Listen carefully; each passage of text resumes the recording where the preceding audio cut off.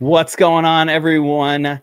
Thanksgiving Day special edition of Tournament Tactics. I'm here with Bobbywow, aka Bobby Millions, aka Bobby Moneybags, to break it all down. My favorite slate of the year, Bobby.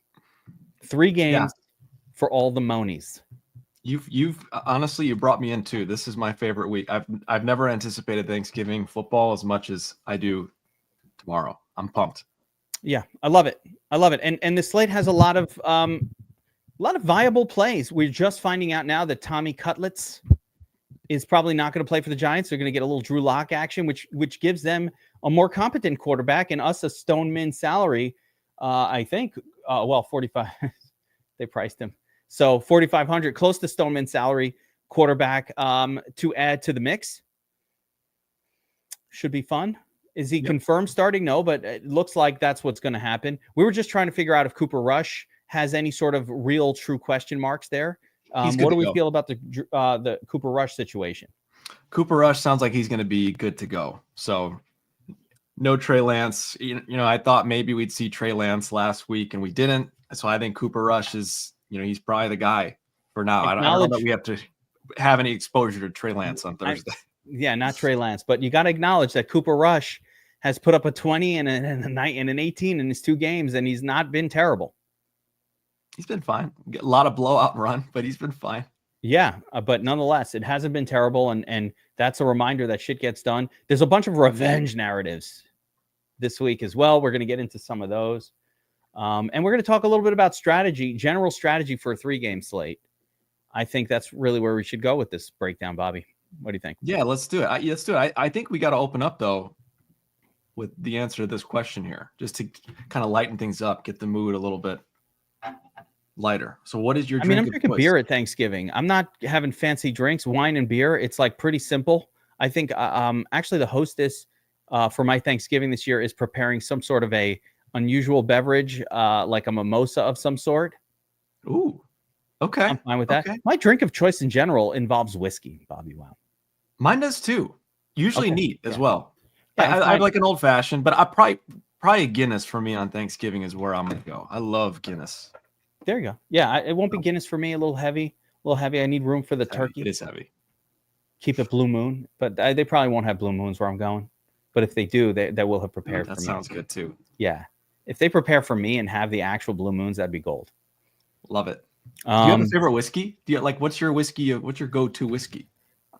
Yeah, I don't have a favorite. There's so many varieties that I don't have one that I'm like, oh, I need this one or Johnny Walker Blue or something like that. I'll drink Jim Beam. Yeah, I'm not super picky either. Eagle Rare is my go-to, but I'm not picky. I like it. All right, so let's get into this. I think a big part of the Thursday only, we'll get back into let's take another glance at the matchups here. We'll start with that because I think it's important to understand who's playing and kind of what these games are. And you see you've got 3 games on the slate. The line has been actually moving up a little bit for this Packers Miami game. When I looked at this yesterday, I believe it was at 47.5.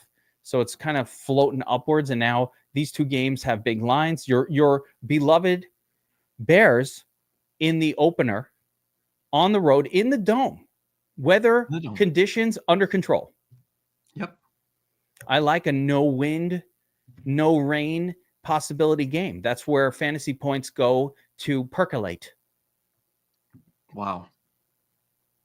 Yeah, that is what happens with the fantasy points. They percolate. I love it.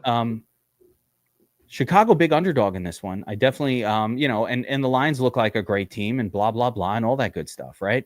But nonetheless, Chicago coming off a great game. Bobbywow recommended Caleb last week. Interestingly, I hadn't touched on him the previous couple weeks, but it just felt like it was a Caleb week, and things are coming together for the offense. I think it's fair to say. Yeah, it was. It all came together. He looked really good out there. He was targeting relentless. When I watched the game film, it was just relentlessly targeting Keenan Allen. Allen was everywhere, and he was catching everything. And he's looking like an alpha. He's looking like Keenan Allen right now. He did look like Keenan Allen, but again, I think you mentioned it yesterday, double-digit targets for several players. And DJ Moore, not double digits, but he was the guy that ended up with the touchdown, and it worked out. He had the fewest targets, 7-7. He catches everything. So he went 7-7. Keenan Allen did. Odunze got 10 targets in that game. So a lot of what I love about Chicago offensively is it's really inexpensive to stack Caleb with two of those guys. Even Cole Kmet got 10 targets last week. I don't know if you noticed. Yes, of course. When the Bears offense looks good, he's involved. I've been preaching that all year. It was nice to see. So I think those are going to be some underdogs on the slate. Of course, the Lions side, they got a 29-point total. Where are the points coming from? Who knows? Everywhere. They're just all over the place with the points, right? A lot of studs on that team. And then, of course, you got the turd game, Giants at Dallas. This is the one that a lot of people like. This is going on during your Thanksgiving. Like, this is the heart of Thanksgiving. Or you're just finishing up your meal and you're going to sit down and watch 4:30, and it's this stinker of a game. Do you feel like this has, especially if Drew Lock plays, does this have some over potential? I kind of like the over in this game. If Locke is playing and the Giants put up somebody more capable, over 37 isn't that big of a threshold. It's not. No. It feels like this game could feature a little more scoring. Locke isn't afraid to sling the football a little bit. I mean, Locke is not good, but he's basically Cooper Rush. Like, at least now it's kind of similar to the other side of the game. Locke and Cooper Rush are kind of the same thing to me. Like, the same level of skill quarterback. They're fine. They're backups, and they're good at backups. Locke's got a better arm. I like Locke's arm. But yeah, I agree. I all in all, I think it opens up the Giants wide receivers just a little bit more. That I totally agree with. Yeah, I mean, the Giants offense with Cutlets was terrible. He's not really like, it's like almost a joke. It's almost funny. It is. Yeah. So yeah, with Locke in there's a real quarterback. Might be better than Daniel Jones. As a matter of fact, I would say the Giants are every bit better than if Daniel Jones was at quarterback. So Malik Neighbors starts to become playable. Yeah, Wandale with Cutlets was a thing. I think one of the sneakier plays here is Darius Slayton. If Drew Lock is starting, he's not afraid to go deep over the top. I think Darius Slayton could be a sneaky target on this Thanksgiving slate. Makes Slayton an interesting turd there. And I would say on the flip side of that game, the Giants have been really good against the pass, weirdly, this season. I don't know if they're actually good against the pass, or it's just like, it's the Giants, so let's run against them. No, they've got to get talented secondary. There it is. I mean, clearly they've been pretty good against if you look at the power ranking sheet from Statsational, you see the Giants are like getting killed by the run and not allowing Tony yards. That being said, CeeDee Lamb is CeeDee Lamb. He's still who he is. And he's always awesome. And then, of course, Rico Dowdle. Yes. Home favorite running back that no one is necessarily going to play. We have to take a look at ownerships in a minute, and we'll get into all of that. But this is sort of an overview. Then you move on to the night game, of course, Miami at the Packers. And I mean, this game has explosive potential on both sides, I think. It does. People have mentioned in the chat a little bit. My concern is and has been the cold weather for the Dolphins. Tua has looked horrible in the cold. I mean, horrible. Like multiple times, and it's gonna, it's not gonna be snowy, but it is gonna be cold. Probably 25 degrees, somewhere in that ballpark in Green Bay. Do we have to worry about that? I cannot let I cannot allow that to affect any approach to the game for me. Maybe he sucks in cold, but like, it ain't that cold. I think it's wind. I think it's rain. I think it's those factors that affect the game. You've been outside and played in the cold. 25 in Green Bay when you're playing football is not that cold. I just don't think it's this image of Tua, with his hands in his little his hand warmer, and Mike McDaniel with the neck warmer over his face, like freezing cold. They're losing by 50 or what. I think maybe that was the playoffs last season. These soft Miami dudes who are just used to beaches and sunlight all the time. I don't know. I don't know if I'm not going to allow that to affect. Anything. That's what I needed to hear. Yeah. That's all I needed to hear. I'm glad. Yeah. And just to answer this, Jay, I did think about this, and I'm going to do a separate Domination Station setup sort of stream for everybody, for the members later on today. It is an important one to follow along with the way that you attack these with tournaments. A 3-game slate is different from, a main slate. So there's a couple of things that we have to do there. And we've done a lot of back testing of these things. So I don't want to ignore that. So we'll do a live stream setup later on, but I don't want to bore like the YouTube audience with that stuff. They might not have access to this tool. But what I do want to show is the ownerships. So well, actually, again, though, back to this game, there's a lot of potential on both sides. The Packers side, just Jordan Love is priced really well. His stacks are super cheap as well. Yeah, Josh Jacobs, obviously a great week last week, firmly in play again. I think the Dolphins run game, obviously Achane, but I don't know. Jalen Waddle had the big week last week. Is this finally the week Tyreek gets going? That's one of my questions as well. I thought the same thing when I was making the early video, Bobbywow, and then I had another thought. You want to hear my crazy thought? What if Waddle's a gummy thought? No, yeah, it was kind of a gummy thought. Like, what if Waddle is now? Like, what if like the wrist thing with we keep waiting for Tyreek Hill week and we kind of hate Waddle? What if we should just be playing Waddle? Maybe. What if they just figured out that Waddle's good? Like, I don't know. Everybody's going to want to like, is this the week kind of thing? Everybody's like that. But what if the actual answer is, should we just be going back to Waddle? And that's a good play. And let's not overthink this. So I had that my gummy thought was Waddle again. Why not? I don't know if that's gummy or that's just normal, but that's what I thought. Let me crack open the power rankings here. And it's just give a quick show of what the rankings expect for these three games. I'm not sure if this is visible. Let me see if I can make that a little bigger there. There we go. Yeah, so, just to clarify, Tebow time, mentioned that game that I'm thinking of was negative 28 degrees. So look, 28 Dude, degrees and negative 28. That's quite a difference. That's not that cold. Like if it's not sub-zero, even a Miami. We wear shorts in Chicago at 28 and sunny. So that's what I'm saying. Like in Chicago, they haven't even put their jackets on yet. I mean, it's not too bad. I can't allow that to affect me. I'm so glad we covered that. Yeah, I needed your permission. Yeah. I mean, listen, the chat is in here with the cold weather games and the info and the stats and the records. I don't care.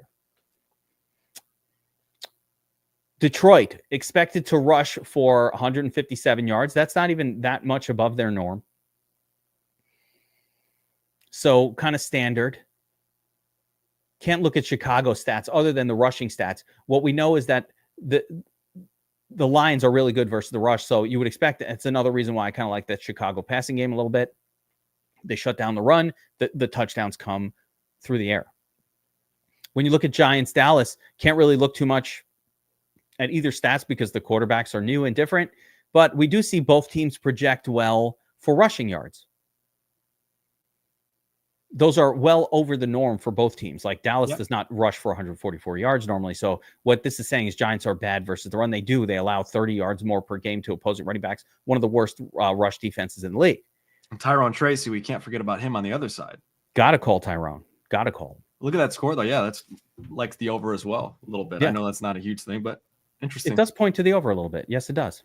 It's that combo is definitely more than 37. And then finally, where am I? Here we go. Finally, Packers project 145 rushing yards. Interesting. So with that being said, let's jump over to the domination station and start to kind of take a look at these ownerships for the quarterback group. And we still have Tommy D as the starter, but obviously that's going to change as the news of Tommy DeVito has just kind of, it literally was minutes before we went live that came out that he's not likely to play. But that probably doesn't change that percentage that much to you, right? I mean, it's going to be around 10%, I would imagine. It changes it a smidge, but not that much, not too much, no.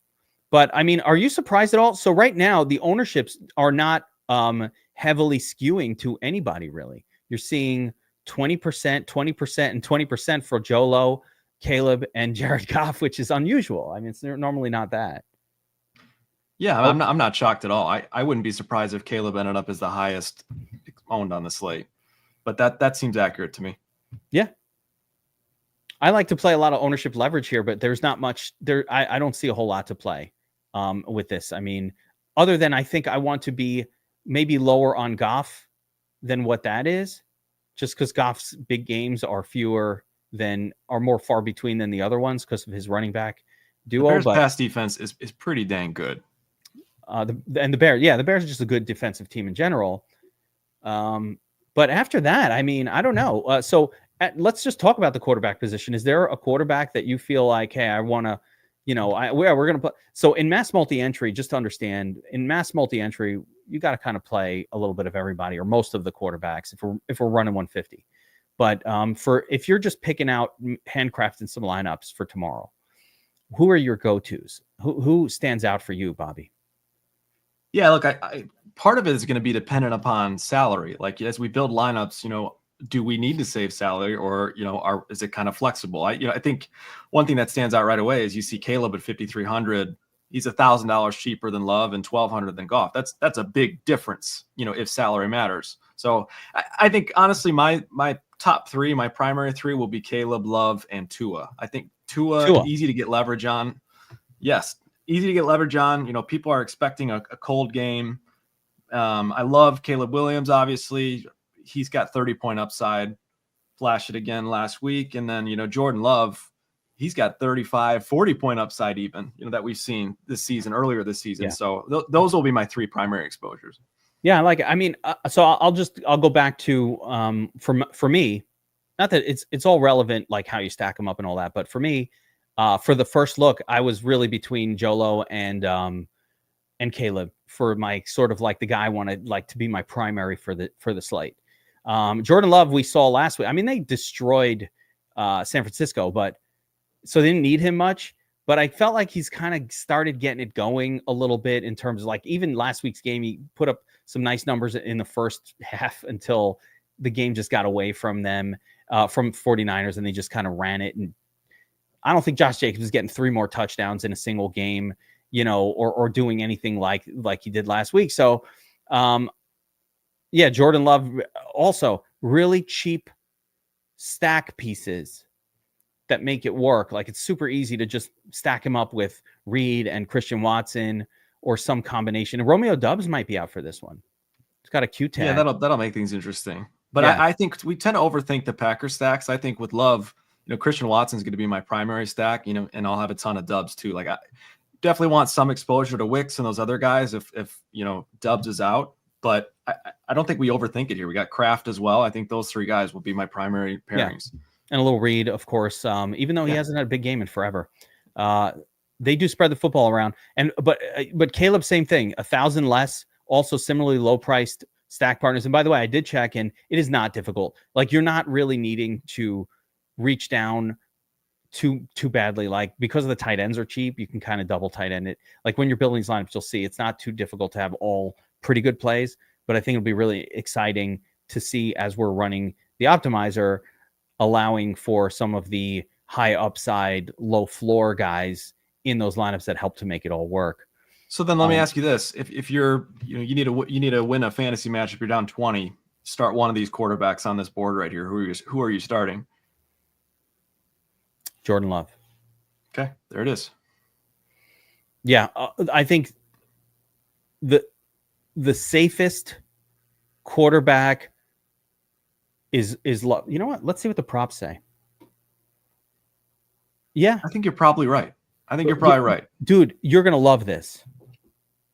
If you just add the quarterback props together, you know who's propping the best? Freaking Caleb.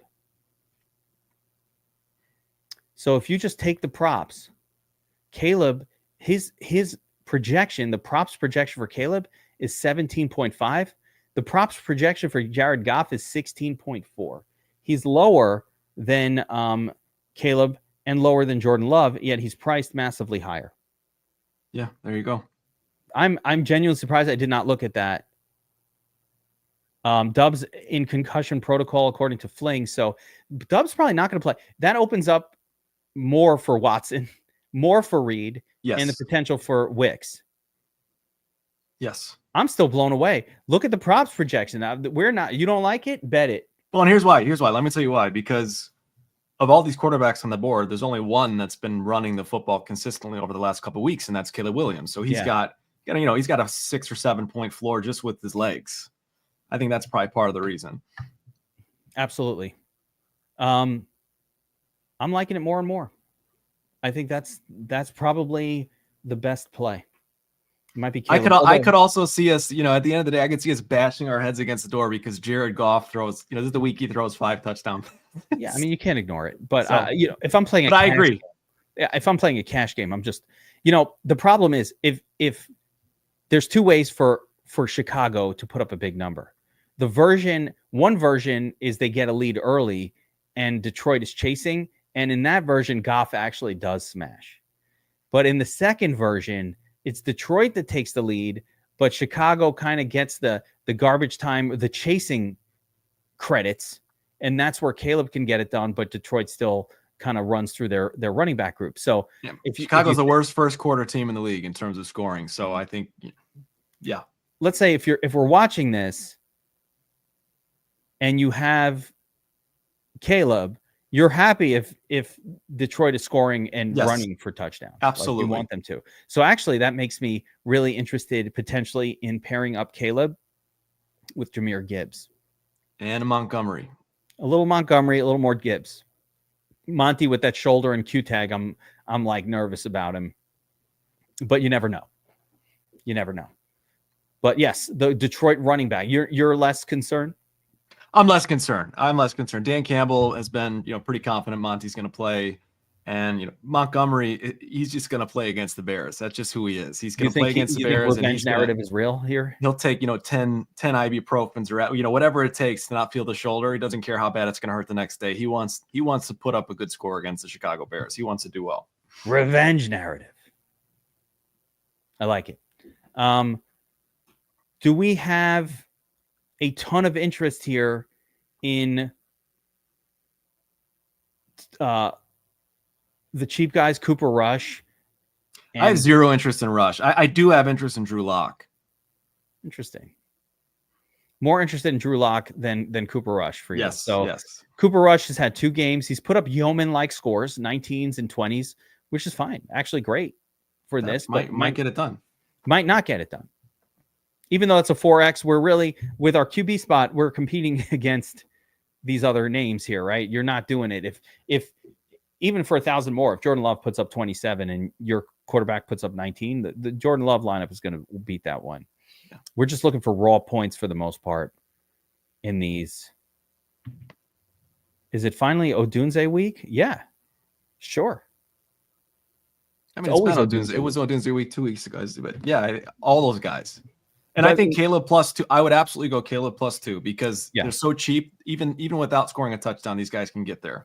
Yeah, we want Caleb +2 stacks on the slate for sure. They're from the price. And Odunze continues to have air yards galore. It's not like they're not throwing deep to Odunze. He's catching fewer passes because of how many air yards. These are all bombs, but man, he ripped down a beautiful. Like Odunze looked good last week too.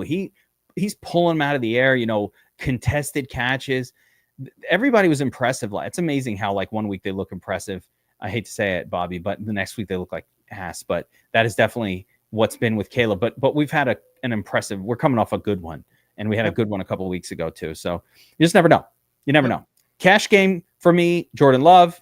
Tournaments, Caleb, and then of course we're mixing in everybody else. That's how I'm looking at this right now. Yep, agreed.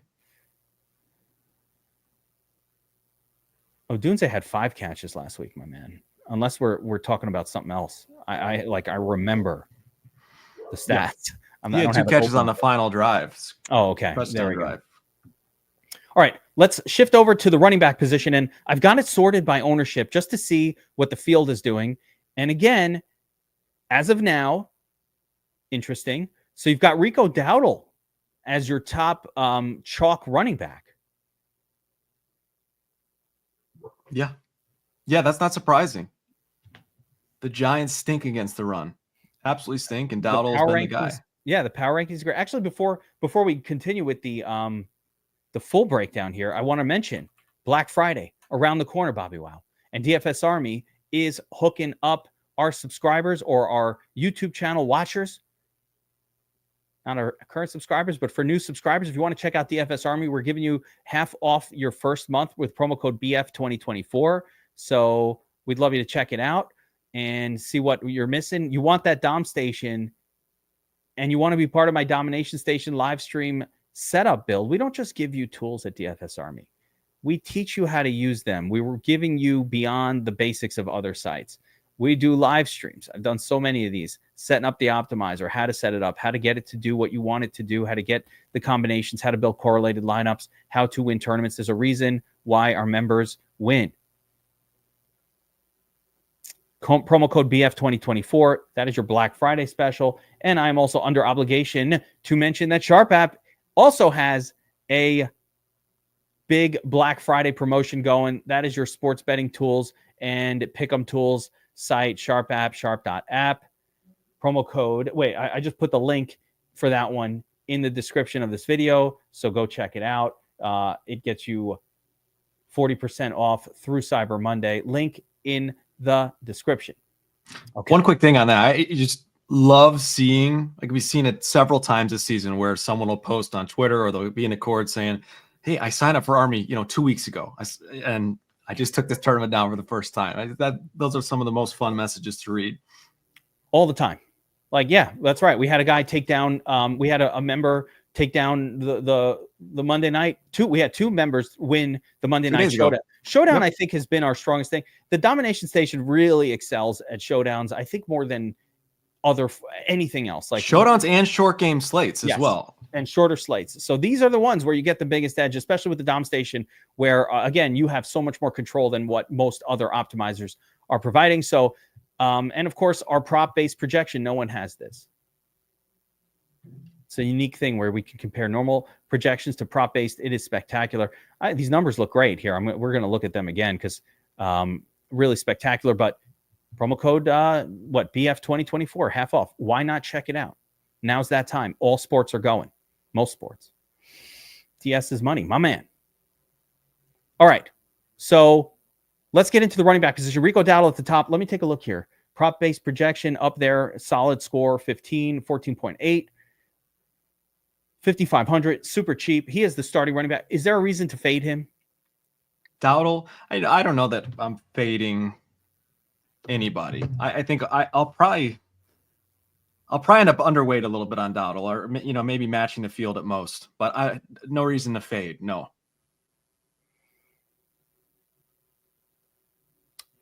19 rushing attempts, 3 targets. I'll take that all day. If that's what I'm getting from him, I'll take that in this game. So he's popping.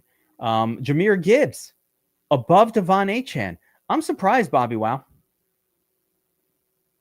People love Gibbs, and the Monty Q tag is feeding into that as well. I think they're chasing last week's multi-touchdown game. Yeah, and pass-catching running backs have burned the Bears a little bit too. I think things do set up well on paper for him, but he's not cheap by 7,500. That could make a difference in terms of who you roster at wide receiver. So that's interesting. It could be a little bit fadeable in my mind. And just to clarify, by fadeable, you mean underweight. You don't mean okay. Full fade. Let's give out some definitions. Could be new people watching this. When we say fade on this show, and we're talking, this is tournament tactics. So we are discussing tactics to attempt to take down tournaments, right? When we say fade on the show, we just mean we're looking at field weight ownership. So these ownership projections are the driving force behind these decisions. All these players are good. We don't know who's going to pop. We know who's in a good matchup, but that doesn't necessarily mean anything. There's a combination we're trying to figure out between high ownership versus upside. The higher the ownership, the less leverage we get to the upside. So with somebody like Gibbs, if he's going to be 45%, and this is a guy who really has averaged 18 fantasy points per game and hasn't popped much other than the one, I think he could still do his usual 18 fantasy points in this one, assuming Montgomery is healthy. And at 7,500, 21, 28, we really need closer to 30 than 20. If it was a full slate, yeah. The Thanksgiving slate kind of screws with that a little bit. But yeah, you're right. He's been, the average has been lower than expected, or lower than most people think. Yeah, it's been good in terms of the floor, but the ceiling hadn't been there up until last week where he just happened to get all those touchdowns. So I would say I'd rather, if the field is going to be 45% on this guy, I'd rather be down in the 28 to 30%, right? Like I'd rather have the leverage elsewhere. And I will have Montgomery as part of that leverage for sure. Montgomery is great leverage against him, by the way. He's going to be much lower owned. So yeah. How do you feel about Monty and Gibbs in the same lineup against a quality Bears team? But we have seen this combination go crazy. Perfectly fine. Perfectly fine with that. You're good with Obviously, I would not put Goff in that lineup, but I'm perfectly fine with both running backs. Yeah. Okay, so continuing on, Josh Jacobs right behind Gibbs in ownership, coming off the big game. I mean, our projections do like him here, and he projects really well via the props as well. Yeah. I think on DraftKings, the thing with him is the pass catching. Sometimes, was there a couple weeks ago, but for the most part, it hasn't been there this season. And so that's where guys like Achane and Gibbs can really excel on a smaller slate like this. That's the worry. That's the concern for me with Jacobs. It's just a salary thing a little bit. Jacobs, has a little bit lower floor, I think, than we're used to. But who cares? He of all the guys in the higher price range, Gibbs and Achane, I think Jacobs probably has to find the end zone twice. Whereas, Achane and Gibbs maybe only once just because they catch passes. So I don't know. That's at least the way I think about it. Definitely. Yeah, Jacobs, if he's not catching as many passes. But again, he projects really well in this game. Very solid spot. Let's just talk about these running backs relative to their quarterbacks real quick, because we can get down and dirty on this one. We don't need to keep it surface level. We can get really deep here. Josh Jacobs with Jolo, unacceptable or playable? I will have the negative boost. It's a short slate playable, but I think they're negatively correlated. Agreed. Just the short slate kind of somewhat diminishes those things. I would fully avoid Montgomery in any kind of a lineup that had Goff in it. Acceptable?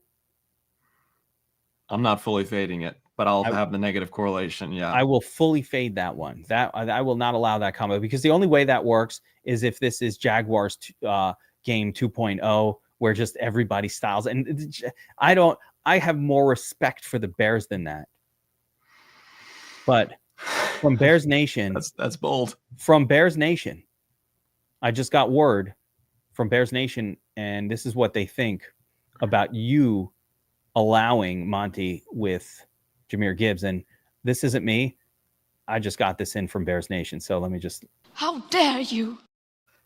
I'm telling you, I'm going to be, the dunce after this, but I can just picture Montgomery right now, the Dan Campbell giving the speech in the locker room after the game, giving him the game ball, for really I don't mind the Monty part. It's just, I wouldn't pair him with Gibbs. If he's scoring 2 touchdowns, which he needs in order to be relevant on any slate, because he doesn't do enough else, then that just doesn't leave enough for Goff to be the highest scoring quarterback on the slate. That's what I'm saying. 3-game slate, anything can happen. Like yeah, Mateo just posted. There have been weeks this season even where Goff has scored really well and Monty has scored well. That's the only reason why. I won't have a ton of it. That was Jaguars' disaster game. I don't think this is the Bears. They're better than that. That's what I'm saying. That's why Bears Nation sent the. I think that's fair enough. Yeah, I will say if Goff is in the lineup, decrease Monty's exposure by 15%. I will say that our projection. Well, I'll use the sim boost on it, so I'm not going to hard rule it. Okay, then there we go. We're on the same page. Yeah, but I hope that it will mostly avoid it. So I will be sim boost negative boosting that as part of our sim. Yes and amen for this thing. Okay, so who else? Tyrone, you got DeAndre Swift won't be owned very much, 18%. I get it. But then again, on a short slate, anybody who's low owned should be thought about as potential leverage. What do you feel about Swift here? I don't like the fact that they're using Roshan. As a matter of fact, as much as they have, it seems like Roshan now is the guy they kind of want to use on the goal line. Have you noticed any of that?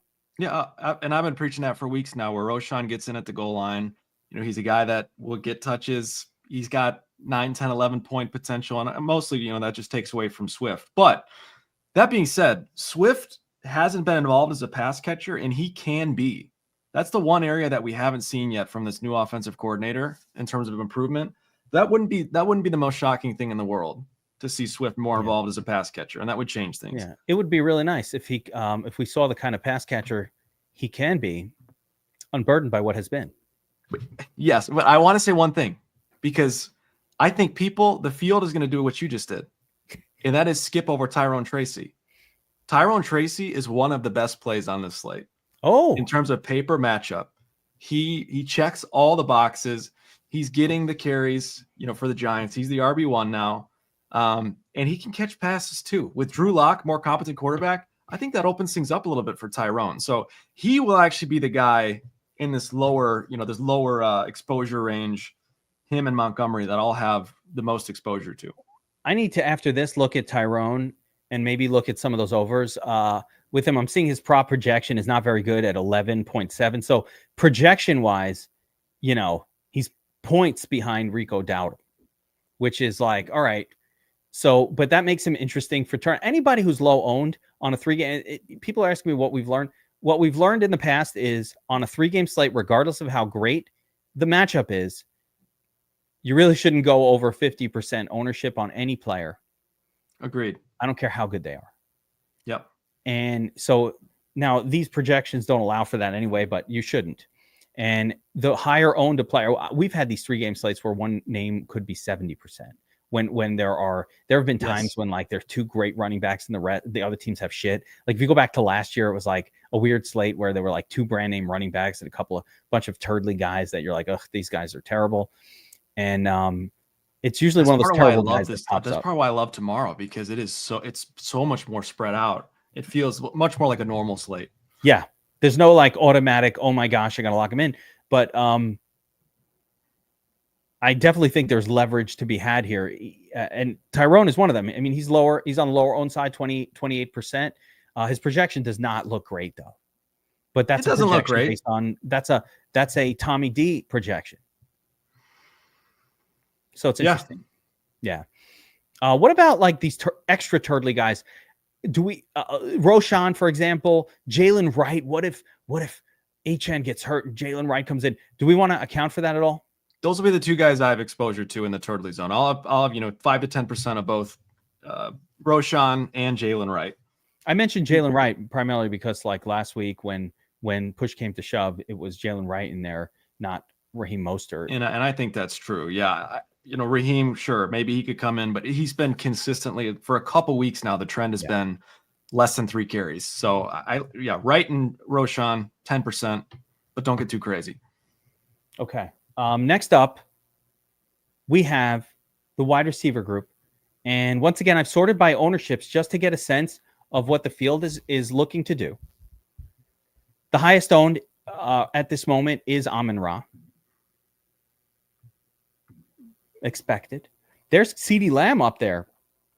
Now, we love CeeDee Lamb, but like, who's your quarterback? He hasn't exactly been putting up monster numbers with Cooper Rush. No. Getting lots of targets, though.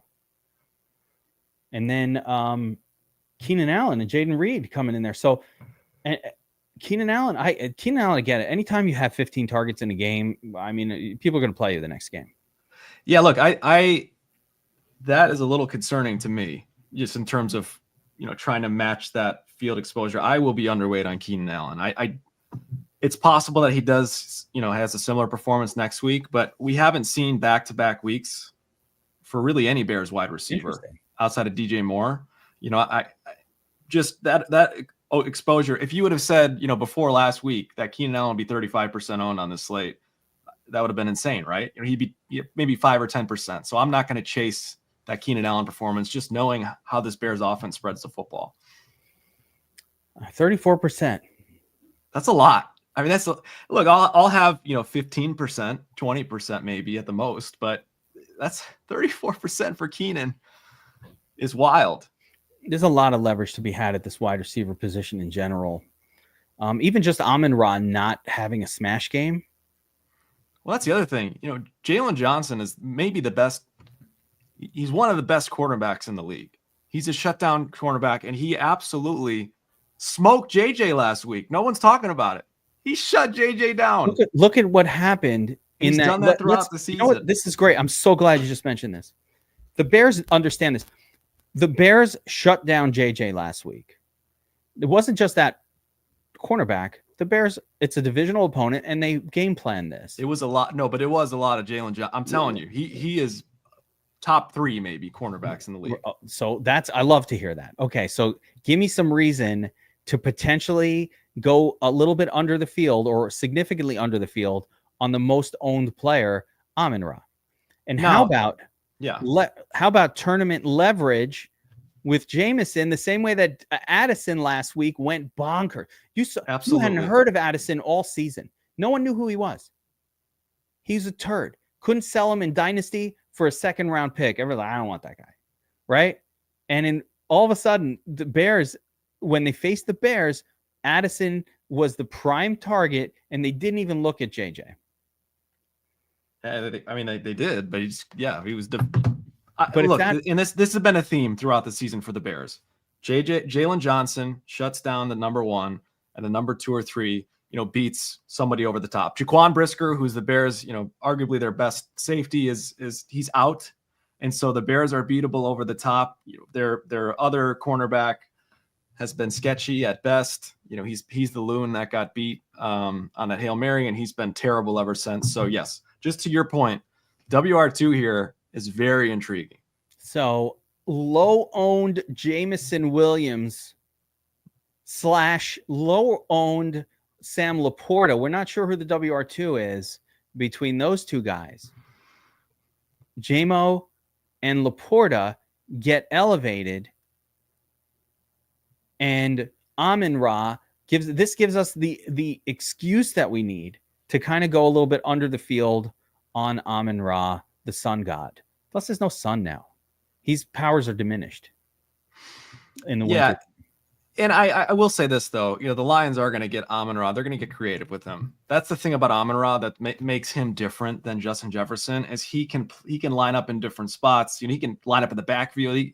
They will get creative and get him involved. That's the only reason I'm not, like a huge fade on him. But I will be underweight.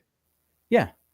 And by the way, at 8K, the safety of the underweight is that at 8K salary, 32. I mean, Amon-Ra gets like that high 20s number pretty quickly. Like, it doesn't take much, but he really probably needs to get closer to 29, 30 fantasy points. He can definitely get there.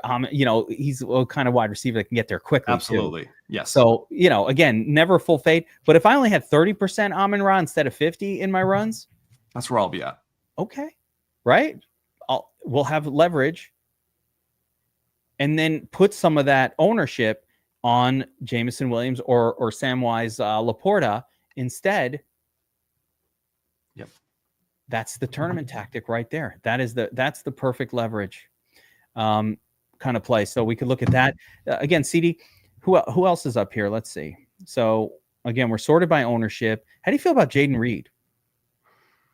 He's one of those guys that it's a bummer that he's that high ownership right now, but he's a guy that can just tear up this slate and have you, again, banging your head against the wall because you didn't play him enough. So Jaden Reed is a guy you definitely want to play at 5,700.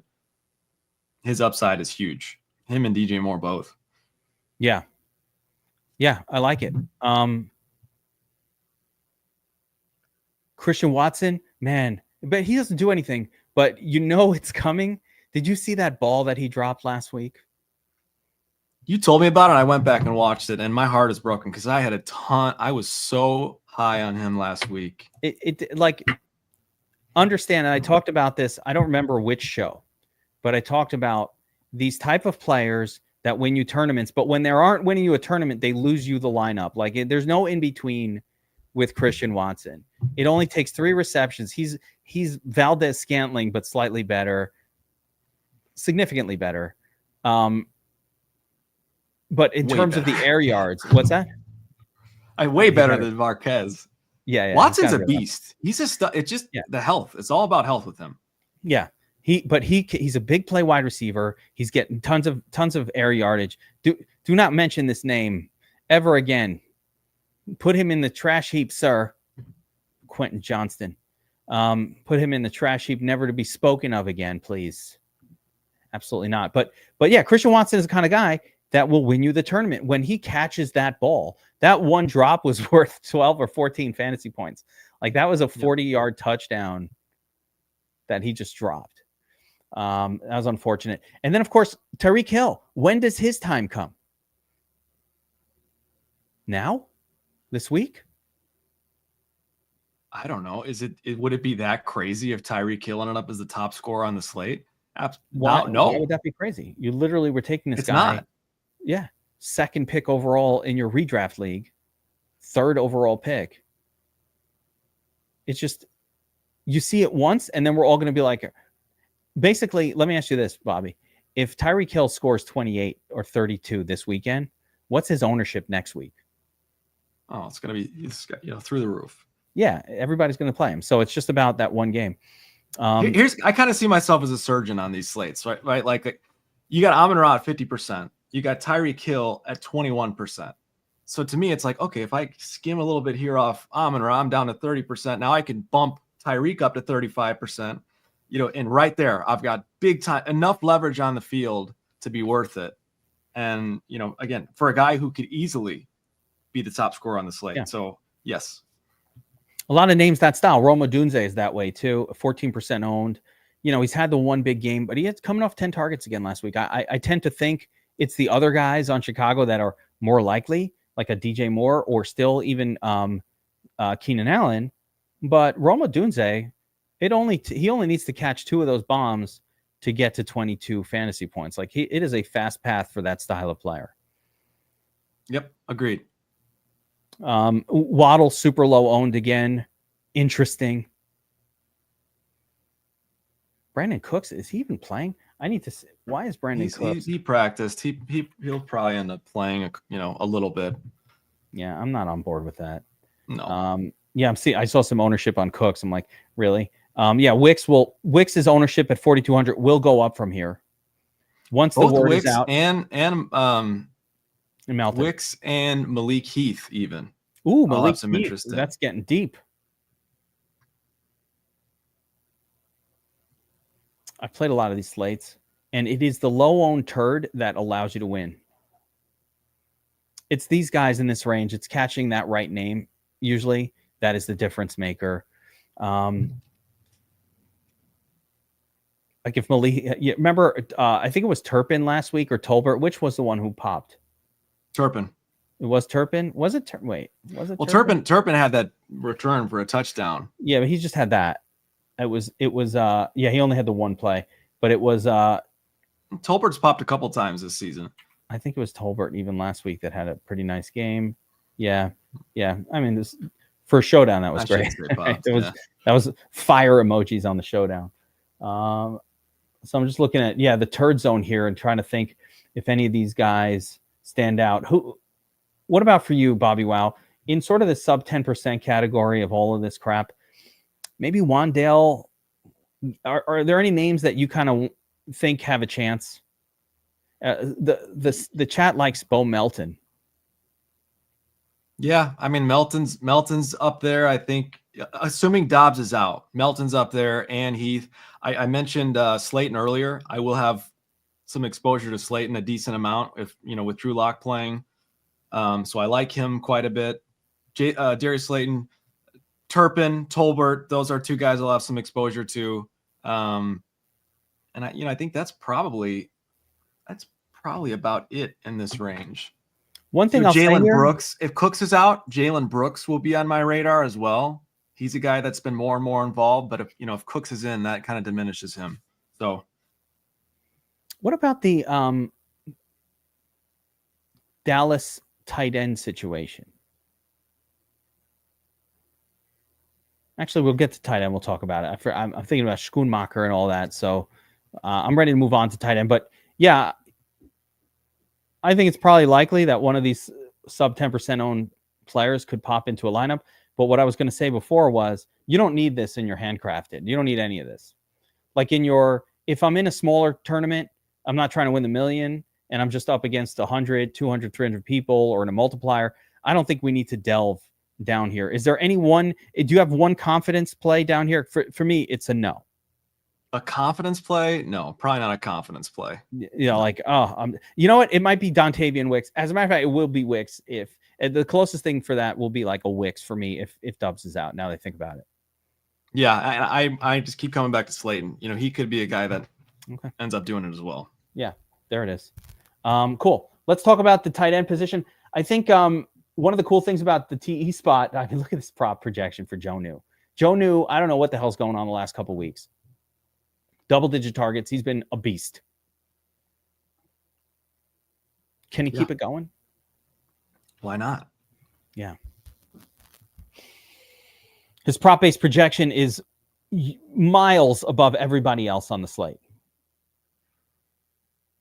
The next best guy is Sam Laporta. But Tucker Kraft is actually projecting for higher ownership than Laporta slightly, so that's weird. Kind of checks out to me. Probably because there's going to be a lot more Love lineups than stacked with him, I would say. That's probably what pulls him up a little bit. But like Tucker Kraft for me is like a stack with Jordan Love piece more than anything. Kraft is on the field. He's just on the field a bunch. He has become their number one tight end clearly. And yeah, he can get it done.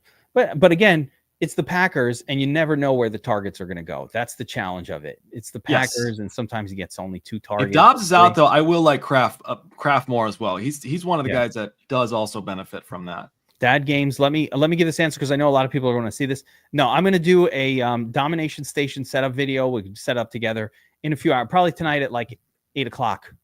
So not during this stream. I want to reset my brain, and I'll do it when I'm actually running my personal lineups. I think I will concentrate on FanDuel for that one, just because we're talking about DraftKings right now, and FanDuel on a 3-game slate is as good or better than DraftKings to play on. So I'm going to be, I'll be focusing FanDuel for that, but it will still show you the technique for setting up the Dom station, regardless of if it's FanDuel or DraftKings.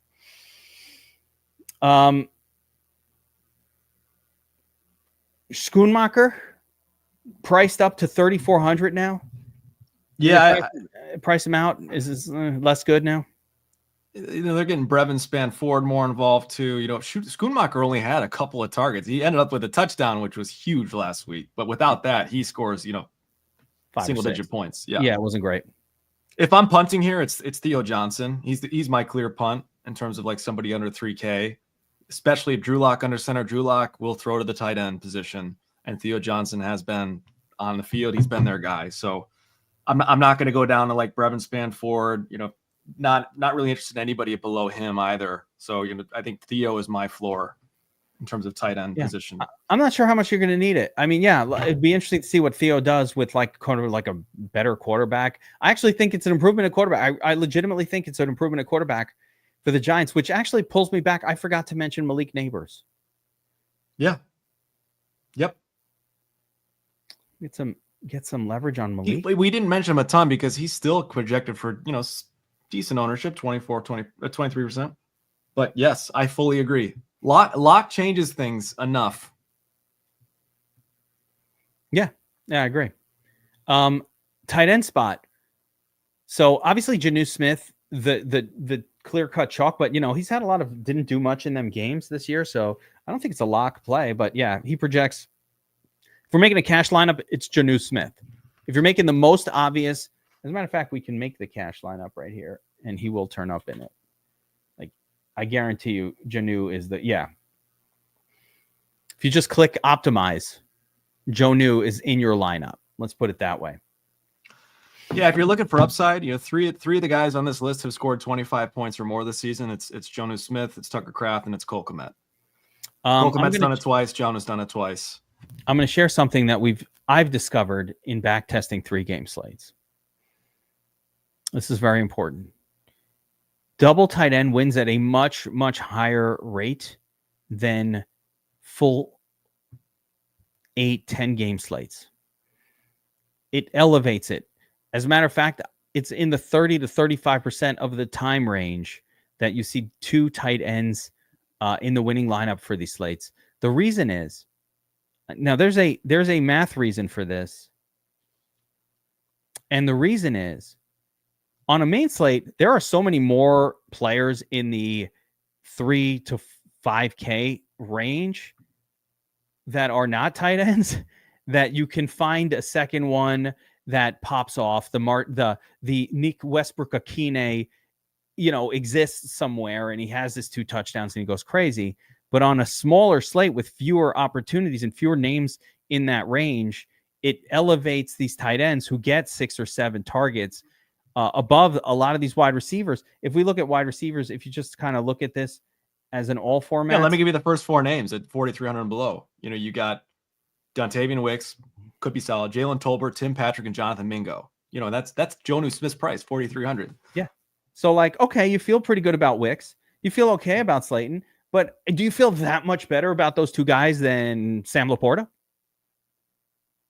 for the exact same price? No, not that much better. No. Yeah, it's kind of like, all right, they're very interchangeable. There's no running back in this price range. Maybe if you maybe Roshan and those guys, but again, Roshan, could he get it? He do something, but like, in other words, it levels the. You're praying for a 10 from Roshan, whereas a 10 for a guy like Kraft or Laporta or Kmet is firmly in play. Expected and almost disappointing. So that's what I'm saying. Double tight end is super viable. I have back tested the shit out of these, and it comes up again and again. There aren't that many of these, but actually, if you count afternoon only slates and turbos, it increases the amount of them that exist of these 3-game contests. And the recurring theme is never overplay chalk. That is the first recurring. Actually, in back testing, another thing I'm going to tell you what would happen is, let's say it's a slate like this and Amon-Ra is the chalk, and he goes off. My success rate of playing Amon-Ra at 80% did not really improve versus playing him at 50%. Now, why that happens, I'm not fully sure, but it wasn't really any different. So going extra high on the chalk was not the thing. And when running the optimizer that like helped you win the tournament, what helped you win was having a little more exposure to Turpin when it was Turpin who was the turd of the slate, like having 20% instead of 10. That was the difference maker. It did not get there. Yep. And again, the other thing I saw was double tight end just shows up way more often than you would ever think. And it's because there are just fewer competitive names in the 4K zone that are competing with these $3,700 to $4,200 tight ends. That's really, really good insight. Yeah. We'll save some of it for the live stream that I'll be doing later, again, around 8:00, I think. So we'll save it for that. Let's jump over to defenses here, Bobbywow. Unless you have any final thoughts on the tight end spot, I think we covered it all. No, I love the double tight end call out. And again, I think, my 3 high tons of Jonnu Smith, Cole Kmet, and Tucker Kraft. And like you said, those guys, the price range on those guys is crazy comparing to the wide receiver zone. And that's all you need to see. Yeah. And Kmet will not be owned. So it is definitely leverageable. Just real quick thoughts on defense. I mean, to me, Cowboys and Giants defenses are the best too. What do you think? They're also going to be very high on. Actually, I'm curious to see what the ownership looks like. Let's jump over there. And they are not high owned. How do you like that? Everybody right now, the defense projections are basically 20% across the board. The absolute last thing I will do on a small slate is to try and like get leverage over the field on defenses. I have no interest in that. That to me, defense is there's so much variance on a slate like this. I will have exposure to every single defense. And I'll probably be spread out, kind of like this exposure the projected ownership shows here. The one that stands out to me as like not that good of a play is Bears defense. Which is wild to me because the Bears have, been okay. I come back to games where like, what was that game where Goff and there was another quarterback that just kept returning the ball over, like almost like every possession was like interception, the bam interception. Goff did that a couple weeks ago. Yeah, CJ Stroud and Goff were just going turnover for turnover. Like the Bears they're one of the few teams with a plus differential, that stink. That's all I'm saying. It's like, 2,300. They're the lowest priced defense. Could they get it done? Absolutely, they could. I think maybe not. I will be over the field on Giants and Cowboys simply because their quarterbacks are not good. And both defenses have been at least good at times. But when I say over the field, it's not that much. Like I'll go 30% on those and I'll make sure to have like the 15s on the rest. I'll just slight leverage, little baby leverage, Bobbywow. I'm not going crazy. Little baby mini leverage. Okay. That's fair. That feels more fair to me. Yeah. The kind of like the devil's advocate there is these two teams that stink, they may just run the football. This may be a slow ground pound game with Rico Dowdle and Tyrone Tracy. again, just go. That's all I'm saying. I Could be won't a have a ton stinker. of like crazy. Everybody's got a story here. The Packers, it's cold and Tua can't throw. Okay, that At could home end at the Packers Lambeau. defense. Yeah, at home at Lambeau, frozen tundra, but it's not frozen. So there are definitely narratives that can support any home team. Cowboys, just in general, we've seen. I'll play a little. I think bit what it comes down above the to is, for the most part, it's not the defense that's going to, take down the tournament for you necessarily. It's probably going to be the $3,300 wide receiver or tight end. I think it is the defense, though. Like if one defense scores 12, so what we've seen in these slates is two versions. One where the whole slate plays out, and none of the defenses score more than 5. Yeah, and my point is any of these defenses could score 12. So I'm spreading the exposure evenly. Yeah, you damn well need to get that defense right. So there's that part of it. That's the only they definitely do. So it's the defense that you exclude that will pop off, and you'll be like, gosh, dang it. I feel like a couple of weeks ago it was a short slate. You're right. I think I full faded like some defense against the Chiefs or something, and then it was like, whoa, I can't believe they just got a pick 6. But like that's what happens. Or a return touchdown. Kick return touchdown. A pick 6 happens.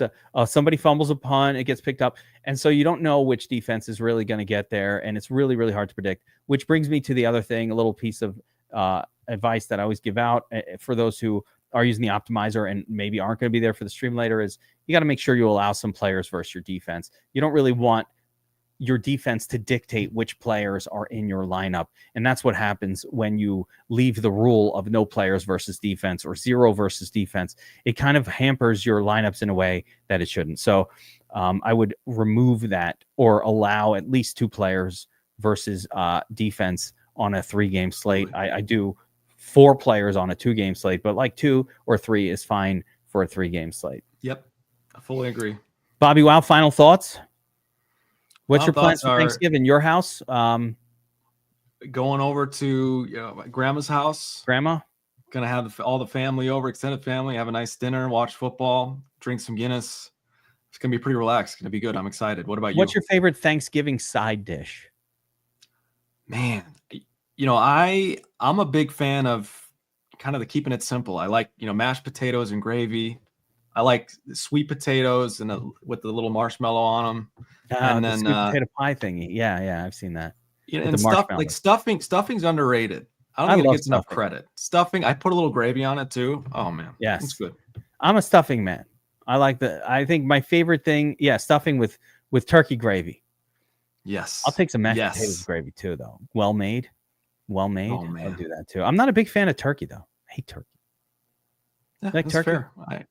It's fine. Yeah, I don't like turkey. I'm not dying to eat it. Yeah, I could live without turkey. In Italian families, for Thanksgiving, they have sausage and peppers. They don't bother with the turkey. Yeah. Yeah. Like back in Brooklyn, my Italian friends invite me over for Thanksgiving or Christmas, but Thanksgiving was a big one.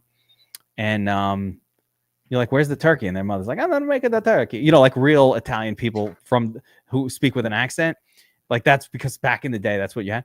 And there was no turkey there. It was sausage and peppers. It was just like full Italian food. It was so much better. It was the best Thanksgiving. Going to your Italian friends. Yeah. That's amazing. Yeah, it's those special dishes that make it. You guys are like if you like at your grandma's house. Like for most people, that's grandma's age. You know what I'm saying? Like at your Italian grandma's house, she's like, I'm not making turkey. I'm making my cannolis. Food. Okay, last question for me is, and I don't want to hear you say I'm not that type of guy. You got to pick a pie, a Thanksgiving pie. Which pie you going with? Don't say I'm not a pie guy. I don't want to hear it. I'm not eating pecan pie. I'm not eating pumpkin pie. I hate them. I repulse pumpkin pie stinks. French silk pie is the way to go. I don't even know what that is. Peach cobbler after a Thanksgiving meal. Oh my God, French silk! You got to get a French silk pie. Baker Square. What the hell is French silk pie? Is that like a French silk pie? Is it like a chocolate mousse? It's kind of like a chocolate moussey pie. Yeah. Interesting. I've never had it. I gotta see that one. I like an apple pie, but I like an apple pie where the apples aren't overcooked. Like I like the apple pie, but the apples gotta have a little bite to them. You overcook it and they're mush, it ruins it. Feels like the freaking apple pie from McDonald's. Yes, Don't overcook the apples. I feel that. Fried turkey, I lime do got to pie try too. it, man. I was going to smoke up a turkey today, just like a try out something new. Might go out and do that right after the show. Just like turn on the smoker, smoke up a turkey, pre-game it because I got a free turkey from the shop right over here. I got to figure out what to do with it because we're not doing Thanksgiving. Yeah, smoke that thing up. That sounds good. I'd love to fry a turkey. I'd love to fry anything. But yeah, you burn your house down with that shit. My wife won't let me do it. She's, no, frying is unhealthy. I'm like, well, who cares? Once a year. All right, guys, good luck.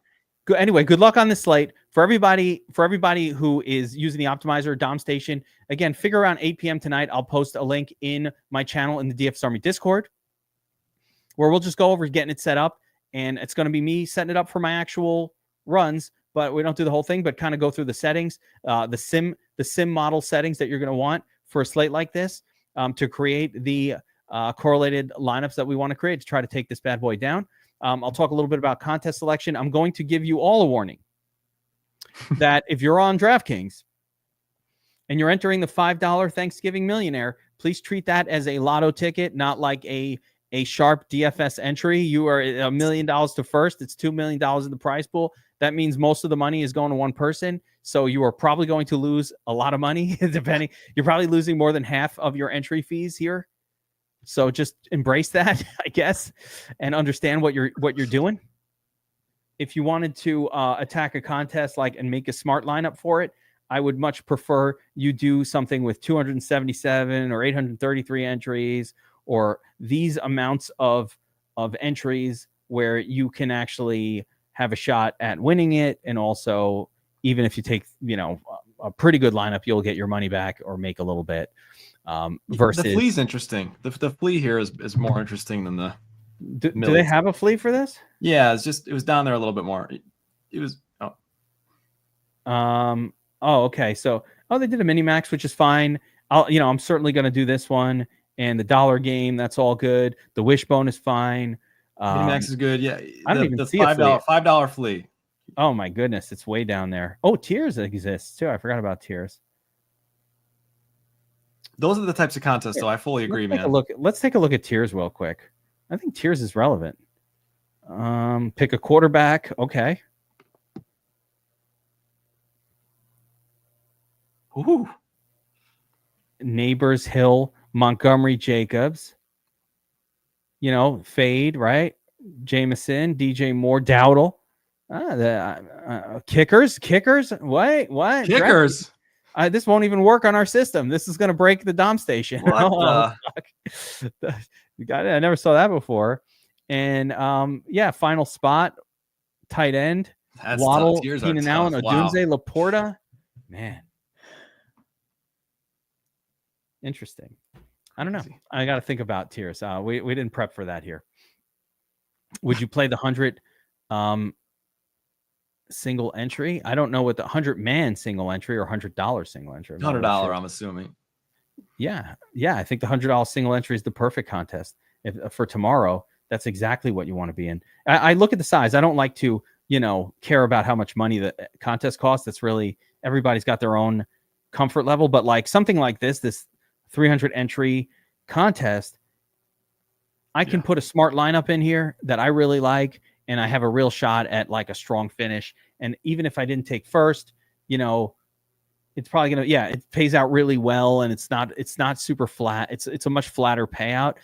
You'll be more profitable in this style of contest than you would ever be attacking a Millie Maker. So just be aware, but also have fun. It's Thanksgiving. Go for the big one. If you're going to be in those big contests, be contrarian, be unique. And John, we do have a swag store. If you're in our Discord, we could post it, or if Tattoo Freak is here, we'll get it posted somewhere. I put it in the link somewhere. I'm not sure if it's in there now, but yes, we do have a swag store where you can get some swag. All right, that's going to do it, guys. Good luck. Happy Thanksgiving, everyone. We will be back on Friday talking about the Sunday main slate, so we're not done. Like, subscribe, notification bell, all that stuff. Promo code BF2024 is the Black Friday promotion for your DFS Army VIP membership, so get in there now. We'll see you guys next time. Helmets up, everyone.